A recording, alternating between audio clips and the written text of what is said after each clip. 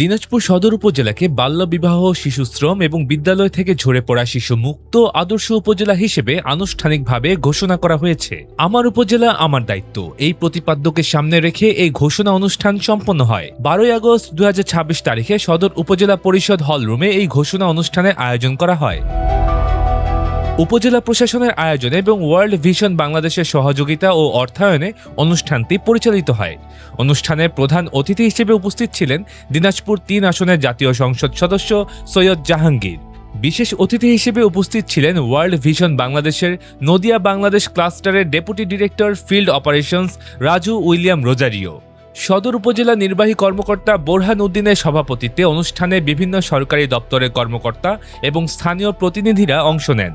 এ সময় বক্তব্য রাখেন 9 নম্বর আশকরপুর ইউনিয়নের চেয়ারম্যান ও সদর উপজেলা বিএনপির সভাপতি আলহাজ মোহাম্মদ আবু বকর সিদ্দিক, 7 নম্বর আউলিয়াপুর ইউনিয়নের চেয়ারম্যান মোহাম্মদ রুহুল আমিন এবং 8 নম্বর শঙ্করপুর ইউনিয়নের প্যানেল চেয়ারম্যান শহীদুল ইসলাম সহ বিভিন্ন ইউনিয়নের চেয়ারম্যানরা।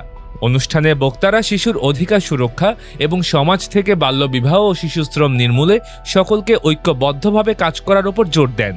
একই সঙ্গে বিদ্যালয় থেকে ঝরে পড়া শিশুদের আবার স্কুলমুখী করতে অভিভাবকদের সচেতন করার ওপর বিশেষ গুরুত্ব আরোপ করেন।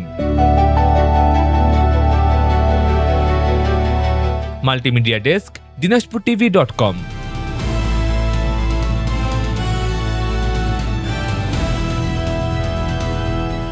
দিনাজপুর টিভি, মানুষের জীবনের কথা বলে।